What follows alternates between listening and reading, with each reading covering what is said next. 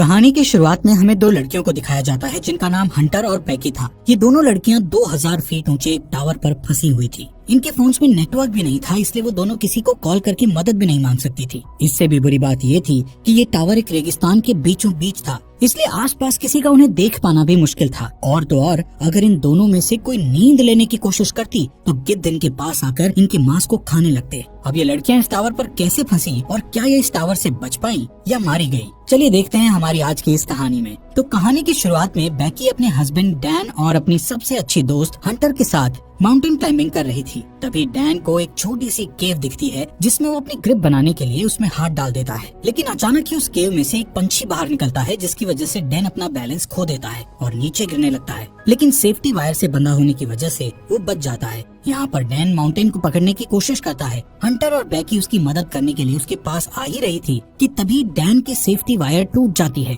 और वो नीचे गिरकर मर जाता है। यहाँ से सीन प्रेजेंट में 1 साल बाद दिखाया जाता है, जहाँ बैकी आज भी उस इंसिडेंट में मरे अपने हस्बैंड को याद करके बहुत दुखी थी। वो काफी ज्यादा ड्रिंक करने लगी थी जिससे वो डिप्रेशन में थी। उसकी इस बात से उसके फादर जेम्स उसको लेकर काफी परेशान थे। वो बैकी को उस इंसिडेंट से मूव ऑन करने को कहते हैं, लेकिन बैकी उनकी कोई बात मानने को तैयार नहीं थी। एक दिन बैकी अपनी लाइफ से परेशान होकर बहुत सारी दवाइयाँ एक साथ खाकर सुसाइड करने की कोशिश करती है कि तभी उसके फोन पर हंटर का कॉल आता है, जिससे वो सुसाइड नहीं करती। अगले दिन हंटर उसके घर जाती है। हंटर बैकी को उस इंसिडेंट से बाहर निकालने के लिए उसको कहती है कि उसने B67 टीवी टावर पर क्लाइंब करने का प्लान बनाया है और जिसमें तू भी मेरे साथ क्लाइंबिंग करने चल रही है। अब क्योंकि हंटर जानती थी कि बैकी को एडवेंचर प्लेसेस पर जाना बहुत पसंद था और काफी लंबे समय से उसने कोई एडवेंचर भी नहीं किया था, बैकी जो इस टाइम काफी परेशान थी, इसलिए वो हंटर को क्लाइंबिंग करने से मना कर देती है। लेकिन नेक्स्ट मॉर्निंग जब वो किचन में रखी अपनी मेडिसिन लेने जाती है तो वो थोड़ा सोचते हुए डिसाइड करती है कि वो उसके साथ क्लाइंबिंग करने जाएगी। इसके बाद हंटर और बैकी दोनों उस टावर की ओर निकल जाते हैं। रास्ते में बैकी हंटर के फोन में उसकी कुछ पुरानी फोटोज देखने लगती है। जैसे ही वो स्क्रॉल करते हुए आगे और फोटोज देखती है तो हंटर की एक फोटो में वो नोटिस करती है कि हंटर के कंधे पर एक लड़के का हाथ था। बैकी हंटर से उस लड़के के बारे में पूछती है, लेकिन हंटर उसे कुछ भी बताने से मना कर देती है। तभी यहाँ बैकी के फोन पर उसके फादर का कॉल आता है, लेकिन वो कॉल पिक नहीं करती। काफी देर ड्राइव करने के बाद वो एक होटल में रात गुजारने के लिए रुकते हैं। डिनर करते वक्त बैकी को पता चलता है कि हंटर अब एक यूट्यूब ब्लॉगर है और यूट्यूब रेवेन्यू से ही वो अपनी ट्रैवलिंग का खर्च उठाती है। इसी दौरान बैकी की नजर विंडो के बाहर उस टीवी टावर पर पड़ती है जहाँ पर वो दोनों जा रही थी। हंटर बैकी को बताती है कि ये टावर यूनाइटेड स्टेट का चौथा सबसे ऊंचा टावर है। नेक्स्ट मॉर्निंग बैकी और हंटर अपनी कार में बैठकर अपना सफर जारी रखती हैं। यहाँ पर हंटर ड्राइविंग करते करते ही अपने यूट्यूब चैनल के लिए व्लॉग बनाने लगती है, जिसमें वो अपने व्यूअर्स को बताती है कि वो अपनी बेस्ट फ्रेंड के साथ उस टीवी टावर पर चढ़ने वाली है। इसके बाद फाइनली वो दोनों उस टीवी टावर के पास पहुंच जाती हैं, जहां उन्हें गेट पर एक डेंजर साइन के साथ ताला लगा हुआ मिलता है। यहाँ से वो दोनों गाड़ी को छोड़कर पैदल ही आगे जाने लगती हैं। रास्ते में उन्हें कुछ गिद्ध एक मरे हुए जानवर को खाते हुए दिखाई देते हैं। हंटर इस चीज को भी अपने व्लॉग में रिकॉर्ड कर लेती है और उस मरे हुए जानवर की फोटो क्लिक करके अपने इंस्टाग्राम अकाउंट पर पोस्ट कर देती है, जिस पर उसे बहुत जल्द ही काफी लाइक्स मिल गए थे। कुछ देर बाद वो टावर तक पहुंच जाते हैं। यहाँ पर हंटर अपना व्लॉग बनाना बंद कर देती है। वहीं बैकी टावर की ऊंचाई देखकर डरने लगती है और उसे लगता है कि वो ये नहीं कर पाएगी, क्योंकि डैन के साथ हुए इंसिडेंट के बाद उसने कभी इतनी ऊंचाई का सामना नहीं किया था। लेकिन हंटर उसे उसका डर दूर करने के लिए कहती है, जिसके बाद हंटर सेफ्टी रोप को उसकी कमर से बांधकर टावर के ऊपर चढ़ना शुरू कर देती है। ये पूरा टावर काफी पुराना हो चुका था, जिस पर बुरी तरह से जंग लगी हुई थी। इस टावर की सीढ़ियाँ हिल रही थी और नट बोल्ट भी काफी लूज हो चुके थे। यहाँ पर ये दोनों काफी ऊपर तक चढ़ चुकी थी कि तभी बैकी के हाथ से सीढ़ी का एक पुराना हिस्सा टूटकर नीचे गिर जाता है, जिससे बैकी थोड़ा डर जाती है, लेकिन वो हिम्मत करके फिर से उस टावर के ऊपर चढ़ने लगती है। ऐसे ही धीरे धीरे वो आधे टावर तक पहुंच जाती है, यानी 1000 फीट ऊपर, जहां से शहर काफी छोटा दिखाई दे रहा था। ये दोनों यहाँ पर कुछ देर आराम करती हैं और पानी पीने के बाद फिर से क्लाइंबिंग करने लगती हैं। थोड़ी देर बाद वो 1800 फीट ऊपर पहुँच चुकी थी और अब उन्हें सिर्फ 200 फीट ही ऊपर चढ़ना था। बैकी इतना ऊपर चढ़कर काफी डरने लगती है, क्योंकि वहाँ हवा बहुत तेज चल रही थी और सीढ़ियाँ भी काफी पुरानी होने की वजह से हिल रही थी। वो हंटर से कहती है कि अब उन्हें वापस नीचे जाना चाहिए, लेकिन हंटर उससे बोलती है कि अब इतनी ऊपर आकर उन्हें हार नहीं माननी चाहिए। जिसके बाद वो वापस से ऊपर चढ़ने लगती हैं। यहाँ से टावर के ऊपर चढ़ने का रास्ता काफी खतरनाक था। रास्ते में लगी कुछ डिस्क को हंटर ने काफी आसानी से पार कर लिया था और अब वो बेकी को भी उन्हें पार करने में मदद कर रही थी। अब जैसे जैसे वो ऊंचाई पर जा रही थी वैसे वैसे हवा का प्रेशर भी बढ़ता चला जा रहा था, जिससे बेकी और ज्यादा डर रही थी। इसी बीच सीढ़ी के पुराने नट बोल्ट एक एक करके अपने आप निकलने लगते हैं, लेकिन इस बात से अनजान वो दोनों ऊपर चढ़ना जारी रखती हैं और फाइनली वो दोनों टावर के टॉप पर पहुंच जाती हैं, जहां एक और नट बोल्ट खुलकर नीचे गिर चुका था। यहाँ पर हंटर दोबारा से अपना व्लॉग बनाना शुरू करती है और वीडियो में अच्छे शॉट्स लेने के लिए वो ड्रोन कैमरा का इस्तेमाल करती है। थोड़ी देर बाद हंटर अपने व्यूअर्स को और अच्छा कंटेंट देने के लिए बेकी को ड्रोन का रिमोट पकड़ाकर खुद उस टावर के सहारे एक हाथ पर लटक जाती है। शॉट्स लेने के बाद वो वापस से ऊपर आती है और सेम यही चीज बेकी को भी करने के लिए कहती है, लेकिन बेकी उसे ऐसा करने से मना कर रही थी, जिस पर हंटर उसे कहती है कि उसका डर भगाने का ये सबसे बड़ा मौका है। जिसके बाद बेकी हंटर का हाथ पकड़कर वही स्टंट करती है और हंटर उसकी सेल्फी लेने लगती है। इसके बाद बेकी वापस से ऊपर आ जाती है। यहाँ पर बेकी अपने हस्बैंड डैन की अस्थियों को लेकर आई थी और डैन को याद करती हुई वो उसकी अस्थियों को यहाँ विसर्जित कर देती है। इस मोमेंट पर बेकी और हंटर दोनों काफी इमोशनल हो गई थी। इसके बाद वो डिसाइड करते हैं कि अब उन्हें वापस जाना चाहिए, इसलिए वो अपने सेफ्टी वायर को खुद से कनेक्ट करती हैं और बेकी नीचे जाना शुरू कर देती है। लेकिन जैसे ही वो पहला कदम सीढ़ी पर रखती है तो सीढ़ी टूट जाती है और वो सीढ़ी के साथ साथ नीचे गिरने लगती है, लेकिन हंटर किसी तरह उसे पकड़कर वापस ऊपर खींच लेती है। यहाँ पर बेकी मौत के मुंह से बचकर आई थी, जिससे वो जोर जोर से डर के मारे रोने लगती है और अचानक दोनों हंसती हैं। नीचे देखने पर उन्हें पता चलता है कि अब उनके नीचे उतरने के लिए कोई सीढ़ी ही नहीं है। वो दोनों अपने अपने फोन को चेक करती है, लेकिन उनके फोन में कोई नेटवर्क नहीं था और उनका बैग भी नीचे टावर डिस्क पर गिर चुका था, जिसमें उनके खाने पीने का सामान था।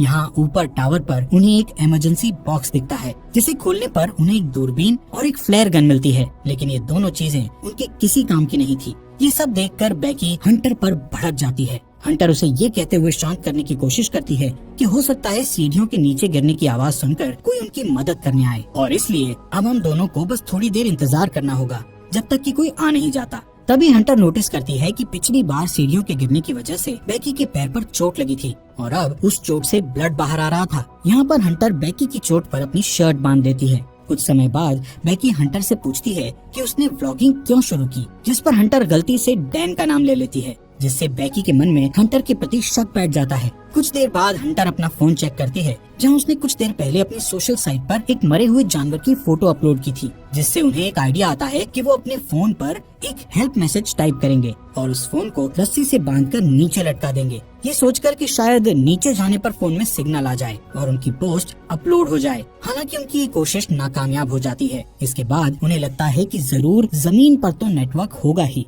इसीलिए वो उस फोन को अपने जूते में डालकर उसके चारों ओर अपनी जुराबें फंसाकर जूते को नीचे गिरा देती हैं। यहाँ टावर पर अचानक बेकी का ध्यान हंटर के दूसरे पैर पर जाता है, जहाँ 143 का टैटू बना हुआ था, जिसे देखकर उसे याद आता है कि उसका हस्बैंड डैन हमेशा उसे आई लव यू कहने के लिए 143 कोड का इस्तेमाल करता था। लेकिन बेकी इस चीज को भी इग्नोर करके इस टावर से नीचे उतरने के लिए कोई और आइडिया सोचने लगती है। थोड़ी देर बाद उन दोनों को दूरबीन से नीचे जमीन पर टावर के पास से गुजर रहा एक आदमी और उसका डॉग दिखाई देते हैं, जिससे वो उस आदमी से मदद के लिए चिल्लाने लगती है, लेकिन इतनी ऊंचाई होने के कारण उनकी आवाज नीचे नहीं जाती। यहाँ नीचे हम देखते हैं कि हंटर ने जो फोन जूते में डालकर नीचे फेंका था वो पूरी तरह से टूट चुका था और अब उनका ये प्लान भी फेल हो चुका था। वो आदमी वहाँ से जाने लगता है। ये देखकर बेकी हेल्प के लिए चिल्लाते हुए अपने दोनों जूते उस आदमी पर नीचे फेंक देती है, ताकि उस आदमी का ध्यान ऊपर की ओर उन पर आ जाए। लेकिन वो आदमी ये नोटिस नहीं करता, क्योंकि वो किसी से कॉल पर बात कर रहा था।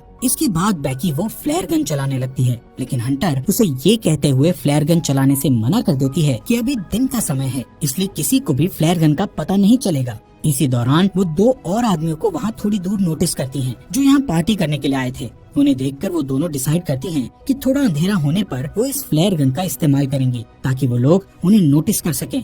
कुछ देर बाद रात हो जाती है और बेकी फ्लेयर गन का इस्तेमाल करती है, जिससे वो दो आदमी उन्हें देख लेते हैं। यहाँ पर बेकी और हंटर अपने हाथ हिलाते हुए और जोर जोर से चिल्लाकर उनसे मदद मांगने की कोशिश करती है। इसके बाद वो दोनों दूरबीन से देखते हुए नोटिस करती है कि वो दोनों आदमी हंटर की कार के पास जा रहे थे, जिसे देखकर दोनों खुश हो जाती है। लेकिन उनकी मदद करने के बजाय वो आदमी उनकी कार को चुराकर वहाँ से भाग जाते हैं। ये देखकर वो दोनों काफी दुखी हो गई थी और अब उन्हें जल्दी से कोई नया आइडिया भी समझ नहीं आ रहा था कि अब वो क्या करे। यहाँ पर बेकी हंटर से उसके पैर के टैटू के बारे में पूछ ही लेती है, जहाँ हंटर ये रिवील करती है कि उसका डैन के साथ 6 महीने तक अफेयर रहा था। इसके लिए वो उससे माफी मांगती है कि उसने उसके हस्बैंड के साथ हुकअप करके काफी बड़ी गलती करी। हंटर बताती है कि डैन उसे अच्छा लगता था और वो उससे प्यार भी करती थी, लेकिन डैन बेकी से ज्यादा प्यार करता था, इसलिए उसने जल्दी ही डैन से ब्रेकअप कर लिया था। बेकी ये सुनकर और भी ज्यादा डिसअपॉइंट हो जाती है कि उसकी बेस्ट फ्रेंड और उसका हस्बैंड दोनों ही उसे चीट कर रहे थे।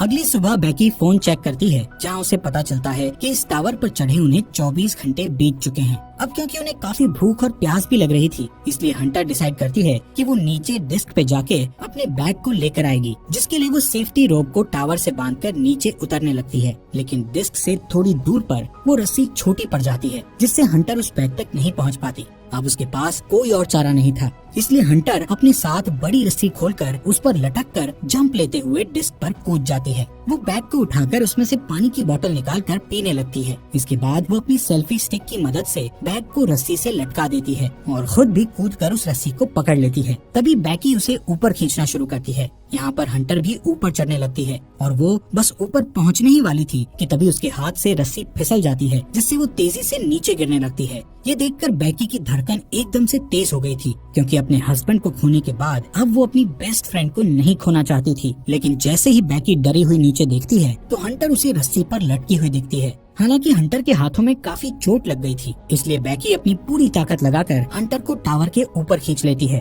थोड़ी देर बाद बेकी एक हेल्प नोट लिखकर ड्रोन में फंसा देती है और ड्रोन के सहारे पास के होटल तक पहुंचने की कोशिश करती है। लेकिन ड्रोन में बैटरी कम होने की वजह से वो ज्यादा दूर नहीं जा सकता था, इसलिए वो उसे वापस अपनी ओर ले आती है। यहाँ अब फिर से वो दोनों टावर पर हेल्पलेस थी। रात में बेकी को एक भयानक सपना आता है, जिसमें वो देखती है हंटर की उस टावर पर ही मौत हो गई और गिद्ध हंटर के शरीर को खा रहे हैं। इससे वो डरी हुई उठती है और तब उसे पता चलता है कि ये बस एक बुरा सपना था। नेक्स्ट मॉर्निंग बेकी के दिमाग में एक आइडिया आता है कि वो टावर के ऊपर लगी लाइट से ड्रोन को चार्ज कर सकती है। इसके बाद वो टावर के पोल पर चढ़कर जैसे ही ड्रोन चार्जर को प्लग में लगाती है तो वो देखती है कि वो प्लग काफी लूज था, इसलिए बेकी को ऊपर लटके हुए ही उस चार्जर को पकड़े रखना पड़ता है जब तक कि ड्रोन की बैटरी फुल चार्ज नहीं हो जाती। काफी टाइम से उस पोल को पकड़े रहने की वजह से बेकी के हाथ धीरे धीरे करके सुन्न पड़ने लगे थे और इससे भी बुरी बात ये थी कि अब यहाँ पर काफी सारे गिद्ध आकर उस पर अटैक भी कर रहे थे, जिससे बेकी के हाथों से बैग नीचे गिर जाता है।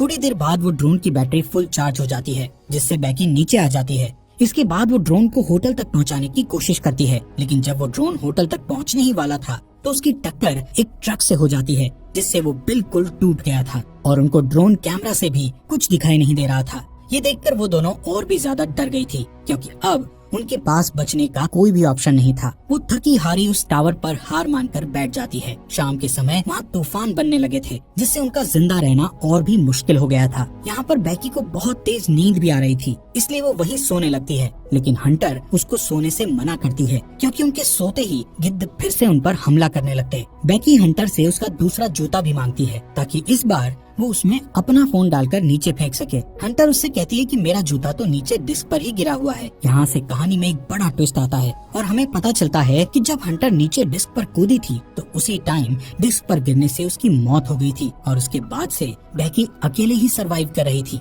बेकी को हेलुसिनेशन होने लगे थे, जिसमें वो हंटर की प्रेजेंस को इमेजिन कर रही थी। रात में बेकी तूफान में सरवाइव करने के बाद अपने फादर के लिए एक वीडियो मैसेज रिकॉर्ड करती है, जिसमें वो बताती है कि वो वापस घर आना चाहती है। वहीं दूसरी ओर उसके फादर जेम्स भी उसको लेकर बहुत परेशान थे। अगले दिन जब बेकी इस टावर पर सोई हुई थी तब एक गिद्ध आकर बेकी की चोट पर से उसका मांस खाने लगता है, लेकिन अब क्योंकि बेकी को काफी भूख लग रही थी इसलिए वो उस गिद्ध को जोर से पकड़कर टावर के मेटल से उसे जान से मारकर खाने लगती है, जिससे उसमें थोड़ी जान आती है और वो रस्सी के सहारे नीचे डिस्क पर उतरती है, जहाँ हंटर की डेड बॉडी पड़ी थी। इसके बाद वो अपने डैड जेम्स को मैसेज करती है कि वो इस टावर पर फंसी हुई है और अपने फोन को हंटर के जूते में डाल देती है, लेकिन इस बार वो उस जूते को हंटर की डेड बॉडी में घुसाकर उसकी डेड बॉडी को नीचे फेंक देती है। इसके बाद रात में उसके फादर जेम्स को बेकी का मैसेज मिलता है और वो जल्दी से पुलिस को कॉल करके वहाँ टावर तक पहुँचता है। अब जैसे ही वो उस टावर तक पहुँचता है तो देखता है कि पुलिस एक डेड बॉडी को कवर कर रही थी। कि देखकर उसे लगता है कि ये उसकी बेटी बैकी की डेड बॉडी है जो जिंदा नहीं बच पाई। तभी उसे अपनी बेटी पुलिस की कार के पास दिखाई देती है, जिसके बाद वो दोनों एक दूसरे को गले लगाते हैं। और इसी के साथ ये अमेजिंग मूवी यहीं पर खत्म हो जाती है।